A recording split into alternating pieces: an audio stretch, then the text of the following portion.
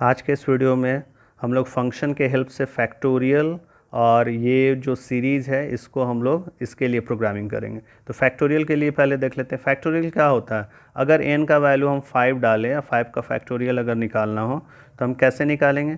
तो हम 5 into 4 into 3 into 2 into 1 इस तरह से मल्टीप्लाई करते हैं सबको, ठीक है, रिवर्स ऑर्डर में। तो कितना हो जाएगा, 5 चौके 20, 20 या 60 दूना 120। तो इसका n का फैक्टोरियल कितना निकलेगा मेरा 120।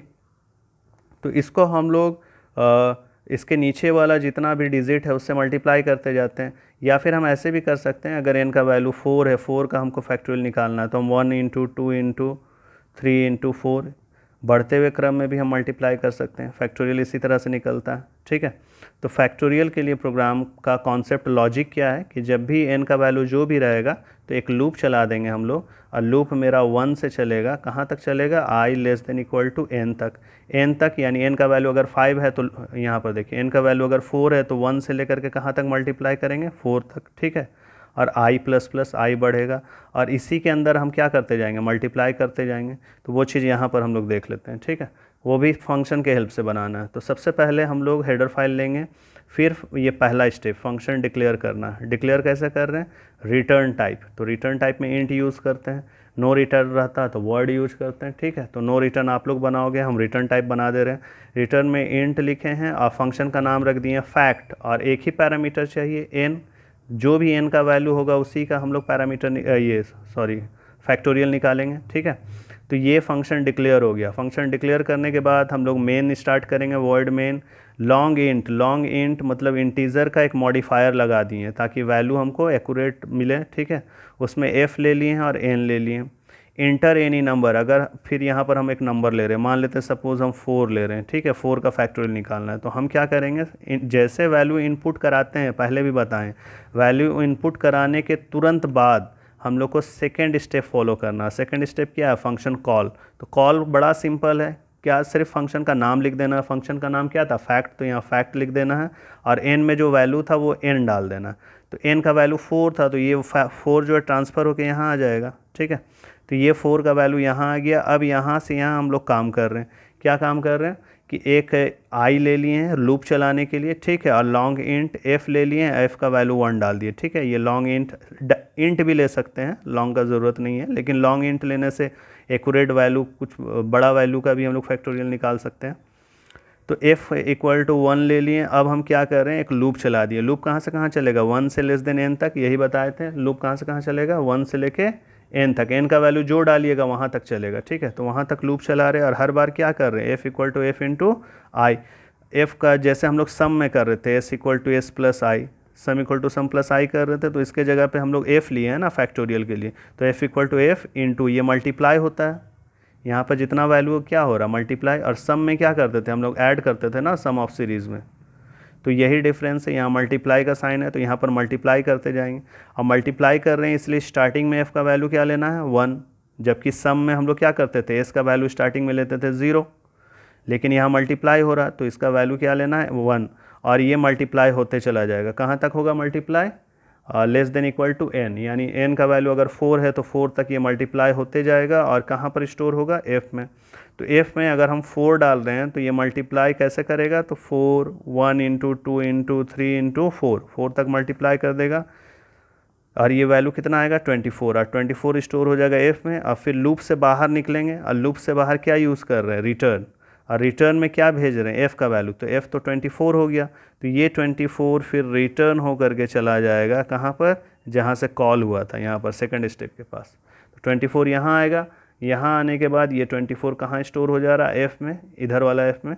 और फिर हम डिस्प्ले करा रहे हैं फैक्टोरियल के सामने f। तो फैक्टोरियल के सामने क्या डिस्प्ले हो जाएगा, 24, फिर गेट ch, प्रोग्राम ख़त्म। तो ये फैक्टोरियल का प्रोग्राम है फंक्शन के यूज़ से। अब वो भी किस तरह का फंक्शन यूज़ किया हम लोग, रिटर्न टाइप, वैल्यू रिटर्न जा रहा, ठीक है। और ये प्रोग्राम ये आपके एग्ज़ाम में पूछा भी है, ये इंपॉर्टेंट है। इसमें क्या कह रहा है देखिए, write a program in C++ to define a function. एक फंक्शन डिफाइन करना है आपको जिसका नाम क्या रखना है, सम फन। ये सब कुछ यहाँ दिया हुआ with argument x and n, और कौन कौन सा आर्ग्यूमेंट यानी पैरामीटर लेना है, एक्स और एन नाम का पैरामीटर लेना है। विच रिटर्न, देखो ये रिटर्न टाइप का बनाने का रहा है, जो रिटर्न करेगा क्या रिटर्न करेगा, द सम ऑफ फॉलोइंग, इसका सम को रिटर्न करेगा। ठीक है, तो रिटर्न टाइप का हम लोग बनाएंगे प्रोग्राम। तो ये बटा में है ना, तो मेरा फंक्शन किस तरह का रिटर्न टाइप होना चाहिए, फ्लोट, इसलिए कि बटा में है तो पॉइंट में आंसर आएगा, तो पॉइंट के लिए हम फंक्शन को बनाएंगे फ्लोट टाइप का। तो देखिए यहाँ पर दो हेडर फाइल ले लिए, फ्लोट टाइप का फंक्शन ले लिए जिसका नाम क्या है, सम फन। ये कहा था कि सम फन नाम से बनाने, तो बना दिए सम फन। दो आर्ग्यूमेंट लेने कहा था, एक्स और एन, तो दो आर्ग्यूमेंट के लिए दो ठो पैरामीटर ले रहे हैं, एक इंट एक्स के लिए और एक इंट एन के लिए। ठीक है, अब मेन से स्टार्ट कर रहे हैं हम लोग। फ्लोट टाइप का एस ले लिए, सम तो फ्लोट टाइप का होगा ना, इसलिए एस ले लिए, और इंटीजर टाइप का एक्स और एन ले लिए। ठीक है, एक्स इसके लिए और एन इसके लिए, दो पैरामीटर था। Enter the value of x and n, x और एन का वैल्यू हम यहाँ पर इनपुट कराएंगे। सपोज हम एक्स का वैल्यू कराते हैं 2 और एन का वैल्यू 5। ठीक है, तो ये दोनों वैल्यू जैसे इनपुट होगा उसके तुरंत बाद क्या करना है, सेकंड स्टेप। ये तो फर्स्ट स्टेप था मेरा, जैसे वैल्यू इनपुट हो सेकंड स्टेप। सेकंड स्टेप में क्या होगा, एक्स का वैल्यू 2 है, एन का वैल्यू 5, ये दोनों ट्रांसफ़र हो जाएगा। कहाँ पर ट्रांसफ़र हो जाएगा, थर्ड स्टेप के पास, यानी फंक्शन डेफिनेशन के पास। अब यहाँ पर एक्स का वैल्यू 2 यहाँ आ गया, एन का वैल्यू 5 यहाँ पर आ गया। ठीक है, यहाँ आने के बाद क्या करना है, अब हम लोग जो सम ऑफ सीरीज़ में जो देखे थे प्रोग्राम वही करेंगे। फ्लोट टाइप का एस ले लिए, एस में स्टार्टिंग में क्या डाल दिया, 0.0, सिर्फ 0 भी डालने से काम चल जाएगा। एक आई लूप चलाने के लिए लिए हैं, लूप कहाँ से कहाँ चलेगा, 2 से। देखिए यहाँ पर मेरा x का यूज़ कहाँ से हो रहा है, 2 से हो रहा है ना, x/2 x/3, 1 के साथ x का यूज़ नहीं हो रहा। तो यहाँ से यहाँ तक का जो वैल्यू है लूप हम चलाएंगे 2 3 4 कहाँ तक चलाएंगे, n तक, और ये 1 को अलग से ऐड कर देंगे। ठीक है, तो यहाँ पर वही काम कर रहे हैं कि हम लूप चलाएंगे 2 से लेकर के n तक, और 1 को अलग से ऐड करेंगे। तो 1 को अलग से किस में स्टोर कर देंगे, s के अंदर। तो यहाँ पर थोड़ा सा मिस्टेक है, यहाँ पर हमको लेना चाहिए था 0 नहीं लेकर के s का वैल्यू 1 लेना चाहिए था। ठीक है, 1.0। तो 1.0 लेने से क्या फ़ायदा होगा कि हम s के अंदर पहले स्टार्टिंग से ही 1 ऐड कर देंगे। ये 1 जो था मेरा, इसको हमको लेके चलना था, तो स्टार्टिंग में s के अंदर 1 चला जाएगा। अगर मेरा लूप यहाँ से चलता है डायरेक्ट 1 से, यानी i को अगर हम 1 से चलाते हैं तब यहाँ 0 लेते हैं। ठीक है, तो अभी तो 2 से चला रहे हैं, 2 से n तक, तो ये 1 को हमको स्टार्टिंग में ही यहाँ पर s के अंदर ऐड कर लेना होगा। अब क्या हो रहा है कि लूप चल रहा है 2 से लेस देन n, और ये सम हो रहा है। क्या सम हो रहा है, s equal to S plus x by i. तो ये लूप को थोड़ा सा देखिए यहाँ पर सीरीज कैसे बढ़ रहा है, ये हम पहले भी बता चुके हैं आपको कि x/2 x/3, तो i जो है वही ना लूप चला रहा है। i एक बार 2 के पास है, i फिर 3 के पास है, i 4 के पास पहुँचेगा, 5, i कहाँ तक पहुँचेगा, n तक। तो i बार बार बढ़ रहा है आगे, तो हम कह सकते हैं x/i x/i x/i, इस तरह से ये x/i कहाँ तक पहुँचेगा, n तक। तो इसमें हम क्या लिखेंगे, s is equal to S plus x/i। तो ये ऐड करते चला जाएगा, तो सारा वैल्यू लूप के अंदर ऐड हो जाएगा। ऐड होने के बाद फिर लूप के बाहर आना है और क्या रिटर्न कर देना, s, सारा वैल्यू तो s में चला गया। अब ये s जो है रिटर्न वापस जाएगा और यहाँ पर पहुँचेगा, और जो भी वैल्यू उसका आएगा वो फिर किस में स्टोर हो जाएगा, s के अंदर। और फिर हम सम ऑफ सीरीज के सामने s को डिस्प्ले कर देंगे, फिर गेट ch, यहाँ पर मेरा प्रोग्राम ख़त्म। तो ये इंपॉर्टेंट प्रोग्राम, इस तरह का प्रोग्राम पहले भी पूछा गया आपको, वो सारा कुछ दे दिया जाता है कि फंक्शन का नाम क्या रखना है, पैरामीटर कितने होंगे, रिटर्न टाइप होगा, और इस तरह के सीरीज़ को आपको निकालना है। तो इसी तरह से एक और प्रोग्राम है जिसमें आप सम ऑफ नेचुरल नंबर, जैसे 1 + 2 + 3, अगर इस तरह का सीरीज जा रहा है तो आप कैसे बनाओगे। तो इस प्रोग्राम में क्या करना, डिफाइन सम फन, एकदम सेम उसी तरह का प्रोग्राम है। सम फन बनाएंगे, इस बार आर्ग्यूमेंट सिर्फ एक ठो लेना, n चाहिए ना, x तो है नहीं यहाँ पर, तो सिर्फ एक लेना है, और return the sum of following, तो रिटर्न टाइप का प्रोग्राम बनेगा मेरा। ठीक है, और इसको फिर हम लोग लूप से ये बनाएंगे। तो ये प्रोग्राम आप बनाओगे, और उसके बाद कुछ आउटपुट का क्वेश्चन है, इसको हम लोग देख लेते हैं, ये भी इंपॉर्टेंट है। इसमें आउटपुट का क्वेश्चन यहाँ पर देखिए, ये फंक्शन है और ये मेन है। मेन के ऊपर भी फंक्शन हो सकता है, अभी तक तो हम लोग देख रहे थे मेन के नीचे फंक्शन, अभी देख रहे मेन के ऊपर फंक्शन। अगर मेन के ऊपर फंक्शन होगा तो जो पहला स्टेप होता है फंक्शन डिक्लेरेशन का, वो स्टेप कैंसिल हो जाएगा, वो स्टेप नहीं लिखोगे तब भी काम करेगा। ठीक है, तो सिर्फ 2 ही स्टेप में काम हो जाएगा। क्या, फंक्शन 2 स्टेप, फंक्शन कॉल और फंक्शन डेफिनेशन। लेकिन आउटपुट का क्वेश्चन अगर ऐसे आए तो हम लोग स्टार्ट करेंगे मेन के पास से। ठीक है, मेन के पास से काम करते जाएंगे, ऊपर से नहीं, गड़बड़ हो जाएगा। तो मेन के पास से स्टार्ट करते हैं हम लोग प्रोग्राम। तो देखिए क्या आउटपुट आने वाला है, यहाँ पर इंट टाइप का एफ लिए हैं जिसमें 10 स्टोर है और एस में क्या स्टोर है 20। जंप टू, देखो ये फंक्शन कॉल कर रहा है, जंप टू नाम से फंक्शन है ना, कॉल कर रहा है, कॉल में टाइप नहीं लिखते हैं, ठीक है। तो जंप टू में एफ का वैल्यू n1 के पास चला जाएगा। देखिए लेफ्ट साइड का वैल्यू लेफ्ट को प्रोवाइड होता है, राइट साइड का वैल्यू राइट को, और एस का वैल्यू एफ में क्या था 10 ना, तो 10 n1 के पास चला गया, और एस में क्या है 20, तो ये 20 किसको चला जाएगा n2 के पास, ठीक है। तो फंक्शन कॉल यहाँ से यहाँ आ गया। अब n1 का वैल्यू 10 हो गया, n2 का वैल्यू 20, और n2 इक्वल्स टू 15 लिखा है, ये इग्नोर हो जाएगा, इसका कोई यूज़ नहीं, क्योंकि नीचे से इसको वैल्यू मिल गया। जब नीचे से वैल्यू मिल जाता है तो बगल वाला वैल्यू काम नहीं करता है, ठीक है। तो नीचे से वैल्यू इसको मिल गया। अब यहाँ पर क्या करना है, n1 प्लस s2 को n2 को ऐड करना है, तो कितना हो जाएगा 10 प्लस 20, यही दो ठो वैल्यू था ना, और n1 का वैल्यू क्या हो जाएगा 30। अब डिस्प्ले करना है n1, तो इसका आउटपुट जो आएगा ये पहले n1 यानी 30 डिस्प्ले होगा, उसके बाद स्पेस, फिर n2 डिस्प्ले होगा, तो n2 कितना है 20 है ना, 20 डिस्प्ले होगा।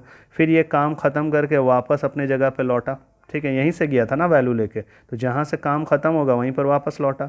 फिर से कॉल कर रहे हैं, तो एक ही फंक्शन को एक से ज़्यादा बार कॉल कर सकते हैं। फिर से देखिए जंप टू को कॉल कर रहे हैं, और इस बार क्या लेके जा रहे हैं, एस का वैल्यू 20 है, तो ये 20 लेके जा रहा है। अब 20 लेके तो जा रहा है यहाँ से, एक ही वैल्यू लेने वाला यहाँ पर दो ठो है, n1 भी और n2 भी, तो ये 20 किसको देगा, तो ये 20 सिर्फ एक वैल्यू है ना, तो ये अपने लेफ़्ट साइड को ही देगा, यहाँ पर देगा, ये n1 को 20 दे देगा, ठीक है। s जो है वो n1 को 20 दे देगा, और इसके इधर कोई वैल्यू नहीं था इसलिए इधर से वैल्यू नहीं जा रहा। और लेकिन यहाँ पर देखिए n2 को तो वैल्यू नहीं मिल रहा, नीचे से तो सप्लाई नहीं हो रहा इसका वैल्यू, तो जब इसको नीचे से वैल्यू सप्लाई नहीं होता है तो ये एरर देता है। लेकिन अगर बगल में कुछ वैल्यू लिखा हुआ है तब वो बगल से ले लेगा, तो बगल से इस बार क्या ले लेगा 15, ठीक है। तो नीचे से s का वैल्यू चला गया n1 के पास, यानी 20 यहाँ आ गया, और यहाँ पर n2 को मिल गया 15। अब फिर से वही काम यहाँ ऐड करेंगे, तो 20 प्लस 15, ठीक है। तो 20 प्लस 15 कितना हुआ 35, ठीक है 35। अब n1 का वैल्यू ऐड होने के बाद 35 हो गया, और फिर यहाँ डिस्प्ले कर रहे हैं n1 यानी कि 35 डिस्प्ले होगा, ठीक है, एक ही लाइन पर डिस्प्ले होगा, 35 स्पेस n2 कितना था 15 ना मिला n2 को 15, ठीक है। उसके बाद ये काम कंप्लीट होने के बाद वापस रिटर्न यहाँ पर अपने ही जगह पे आया, गेट ch प्रोग्राम ख़त्म। तो इसका आउटपुट क्या आ रहा है, तो इसका आउटपुट आ रहा है, अच्छा से लिख देते हैं 30 20 35 15, ठीक है, एक ही लाइन पे, क्योंकि लाइन चेंज नहीं हो रहा था, तो एक ही लाइन पे इसका आउटपुट आएगा। उसके बाद देखिए ये सेकंड नंबर का आउटपुट का क्वेश्चन, इसमें देखिए मेन ऊपर है और फंक्शन नीचे, ठीक है। तो मेन ऊपर है फंक्शन नीचे, तब तो तीनों स्टेप लिखना होगा, जबकि अगर फंक्शन ऊपर रहता मेन नीचे तो दो ही स्टेप लिखते थे। तो यहाँ पर देखिए तीनों स्टेप, तो पहला स्टेप भी लिखना है, देखिए पहला स्टेप लिखे हैं, फंक्शन का नाम क्या है फन, और 2 पैरामीटर, इसमें पहला स्टेप नहीं लिखे थे कहीं पर भी, 2 ही स्टेप में काम हो गया था, एक फंक्शन कॉल और दूसरा फंक्शन डेफिनेशन। तो ये पहला स्टेप हो गया मेरा। अब यहाँ से यहाँ मेन है और नीचे क्या है, ये तीसरा स्टेप है, और फंक्शन कॉल कहाँ है यहाँ पर देखिए सेकंड स्टेप। तो ये तीनों स्टेप दिखाई दे रहा। अब यहाँ पर क्या कर रहे हैं कि इंट x का वैल्यू 10 ले लिए, y का वैल्यू 20, और हम यहाँ कॉल कर रहे हैं तो x का वैल्यू 10 था, y का वैल्यू 20, ये ट्रांसफ़र कर देगा x का वैल्यू को a के पास, y का वैल्यू को b के पास। तो 10 और 20 यहाँ आ गया, और दोनों मल्टीप्लाई होगा, तो मल्टीप्लाई होने के बाद क्या हो जा रहा है 200, और ये 200 रिटर्न जा रहा है फन के पास, और ये 200 फिर कहाँ स्टोर हो जाएगा z में, और फिर डिस्प्ले किसको कर रहे हैं z को, यानी क्या डिस्प्ले हो जाएगा 200, फिर गेट ch प्रोग्राम ख़त्म। तो ये इसका आउटपुट आएगा 200 और इसका आउटपुट ये वाला आएगा, ठीक है। तो इस तरह से आउटपुट का भी क्वेश्चन आप लोगों के एग्ज़ाम में पूछा जाता है। तो आगे के वीडियोज़ में हम लोग आउटपुट का और भी क्वेश्चन देखेंगे। आज के वीडियो में इतना ही, थैंक यू।